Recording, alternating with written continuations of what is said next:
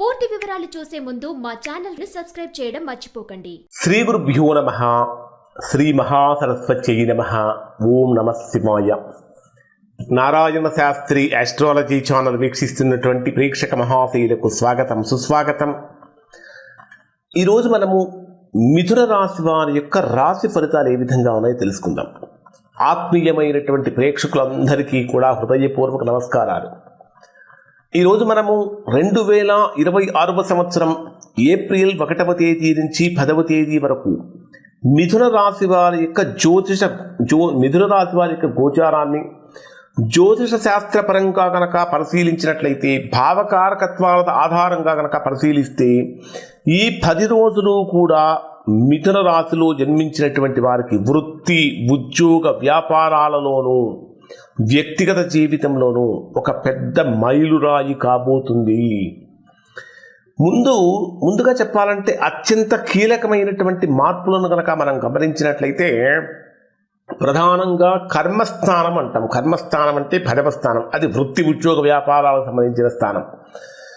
అంటే మనం చేసేటటువంటి పనికి సంబంధించిన స్థానం. ఈ కర్మస్థానంలో మనకు ఏం జరుగుతున్నదంటే, ప్రధానంగా అంటే మీనరాశిలో ఏకంగా 3 బలమైనటువంటి గ్రహాలు, రవి, కుజ, శని గ్రహాల యొక్క కలయిక, ఈ 3 గ్రహాలు సంచరిస్తున్నాయి.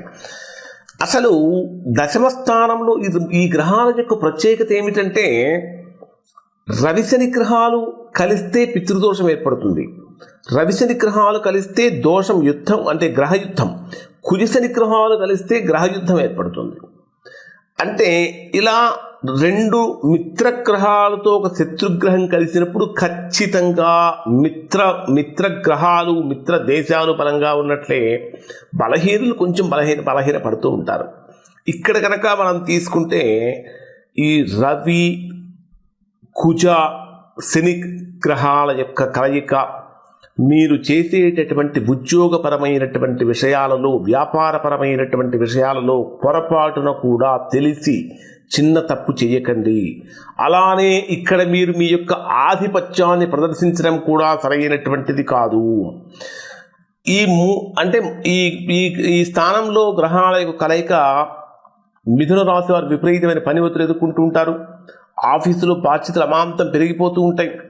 అలానే అధికారులు అంటే సూర్యుని, రవి గ్రహం అధికారాన్ని, కుజుడు వేగాన్ని, శనిని శ్రమను సూచిస్తారు. కాబట్టి ఈ సమయంలో మీరు చేసేటటువంటి ప్రతి పనిలో కూడా పర్ఫెక్షన్ కోసం ట్రై చేస్తూ ఉంటారు, తపన పడుతూ ఉంటారు.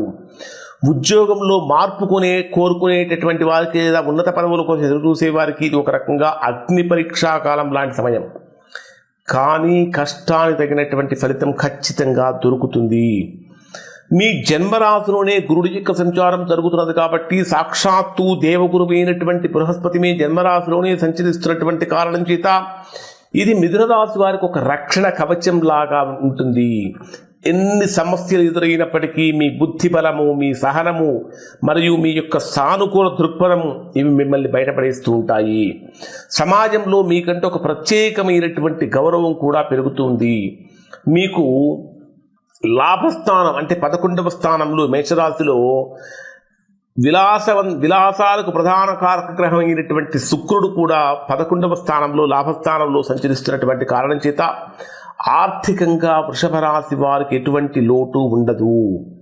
ఇక 9వ స్థానంలో, భాగ్యస్థానంలో మీకు అంటే కుంభరాశిలో ఈ బుధ, రాహుగ్రహాల యొక్క కలయిక అనేటటువంటిది చిన్న ప్రయత్నంతో గొప్ప ఫలితాన్ని పొందుతారు. అంటే విదేశీ ప్రయాణాలు జరుగుతూ ఉంటాయి, విదేశీ ఉన్నత విద్య కోసం అనుకూలతలు కలుగుతూ ఉంటాయి, విదేశాలలో ఉద్యోగ ప్రయత్నాలు చేసేటటువంటి వారు అనుకూలతలు కలుగుతూ ఉంటాయి. ముఖ్యంగా చెప్పాలంటే మీలో ఒక అద్భుతమైనటువంటి ధైర్యం కూడా కనిపిస్తూ ఉంటుంది. మరి మనం ఇవన్నీ కూడా మనలో ఉండే ఆలోచనలపై ఆధారపడుతుంది. అంటే ఎప్పుడూ కూడా మిథున రాశి వారు నెగిటివ్గా ఆలోచించకూడదు. అన్ని పాజిటివ్ యాంగిల్లో, పాజిటివ్ యాటిట్యూడ్లో ముందుకు వెళ్ళాలి. మరి 1వ తేదీ నుంచి 10వ తేదీ వరకు మిథున రాశి వారికి రోజువారీగా ఎలాంటి సంఘటనలు జరుగుతాయి, అసలు ఏ సమయంలో అద్భుతంగా ఉంటుంది, ఏ సమయంలో అత్యంత జాగ్రత్తలు తీసుకోవాలి అనేవి ఇప్పుడు మనం తేదీలు, సమయాలతో సహా ఈ వీడియో చూసేటటువంటి ప్రతి ఒక్కరు ఇది నా గురించే 100% చెప్తున్నారనేటటువంటి విధంగా చెప్పడానికి ఉండే విధంగా చెప్పడానికి ట్రై చేస్తాను.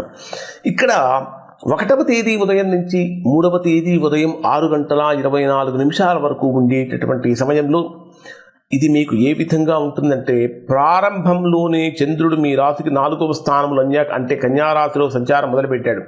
4వ స్థానం అనేటటువంటిది కన్యారాశి మాతృస్థానము, ఇక సుఖస్థానము, వాహనాలకు సంబంధించినటువంటి స్థానము మరియు గృహస్థానం. ప్రధానంగా దీనినే జ్యోతిష పరిభాషలో కనుకంటే అర్ధాష్టమ చంద్రుడు అంటారు. ఈ 2 రోజుల్లో మీ మనస్సు కాస్త చంచలంగా ఉంటుంది. ఇంట్లో వాతావరణం కొద్దిగా వేడెక్కవచ్చు. తల్లిగారి ఆరోగ్య విషయంలో కొంచెం జాగ్రత్తలు పాటించండి. వాహనాలు నడిపేటప్పుడు చాలా జాగ్రత్తగా ఉండండి. ఇంట్లో ఊహించిన రిపేర్లు కూడా ఎక్కువగా కలిగే అవకాశాలు ఉంటాయి. ముఖ్యమైన ఒప్పందాలు కనుక ఏమైనా ఉంటే ఈ 2 రోజులు వాయిదా వేయండి.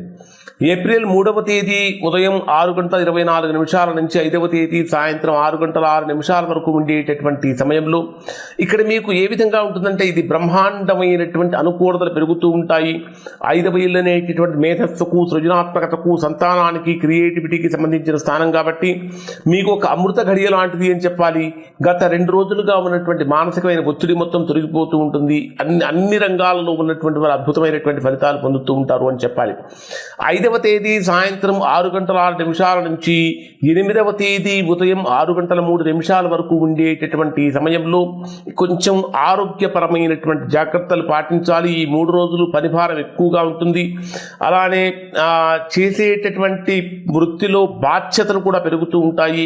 మీకు పోటీగా ఉన్నవారు మిమ్మల్ని ఎక్కువగా ఇబ్బంది పెట్టే అవకాశాలు ఉంటాయి. అయినప్పటికీ కొంచెం జాగ్రత్తలు కనుక పాటిస్తే మంచి ఫలితాలు పొందుతారు. 8వ తేదీ ఉదయం 6:03 నుంచి 10వ తేదీ రాత్రి వరకు మీకు 7వ స్థానంలో సంచరించేటటువంటి చంద్రుడి యొక్క ప్రభావం కారణం చేత జీవిత భాగస్వామి కానీ, భాగస్వామితో కానీ, భాగస్థులతో కానీ విభేదాలు రాకుండా చూసుకోవాలి. అన్యోన్యత పెరుగుతూ ఉంటుంది. ఇద్దరూ కలిసి ఒక మంచి నిర్ణయం తీసుకుంటే అనుకూలంగా మారుతుందని చెప్పాలి. అలానే మంచి రిలేషన్స్ అంటే పబ్లిక్ రిలేషన్స్ కూడా చాలా చక్కగా మెయింటైన్ చేస్తారు. ఈ 10 రోజుల్లో ఉన్నటువంటి గ్రహాల యొక్క స్థితిని కనుక పరిశీలిస్తే రవి, కుజ, శని గ్రహాల వల్ల వృత్తిపరంగా తీవ్రమైన ఒత్తిడి పెరిగే అవకాశం ఉంటుంది. కాబట్టి చంద్రుడి యొక్క దోషాన్ని కనుక నివారణ చేసుకుంటే మంచి ఫలితాలు పొందుతూ ఉంటారు. ఇప్పుడు చెప్పినటువంటి ఫలితాలు మిథున రాశిలో ఉన్నటువంటి దాదాపుగా అందరికీ వర్తిస్తాయి. ఎవరికైతే వర్తించడం లేదో, ఇంకా ఎవరైనా సరే తీవ్రమైనటువంటి ప్రతికూలతలు కనుక పొందుతూ ఉన్నట్లయితే అటువంటి వారు ఒక్కసారి మీరు మీ యొక్క వ్యక్తిగత జాతకాన్ని పరిశీలన చేయించుకొని అసలు మీ వ్యక్తిగత జాతకంలో జరుగుతున్న మహర్దశలు ఏమిటి, అంతర్దశలు ఏమిటి, ఏ గ్రహాలు ఏ స్థానాల్లో ఉన్నాయి మొత్తం చూసుకొని అసలు దోషం ఎక్కడుందో తెలుసుకొని దోష నివారణ కనుక చేయించుకుంటే తద్వారా అద్భుతమైనటువంటి గొప్ప యోగాన్ని, గొప్ప ఫలితాన్ని పొందే అవకాశం కలుగుతూ ఉంటుంది. ప్రధానంగా ఈ 1, 2 తేదీలలో కొంచెం శివాలయంలో శివుడికి మారేడు దళాలతో కనుక అర్చన పూజ కనుక చేయించుకొని ఇంట్లో లలితా సహస్రనామం కనుక పారాయణ చేసినట్లయితే, లేదా కనీసం లలితా సహస్రనామం కనుక విన్నట్లయితే తద్వారా మనస్సు అత్యంత ప్రశాంతంగా మారుతుంది అని చెప్పాలి.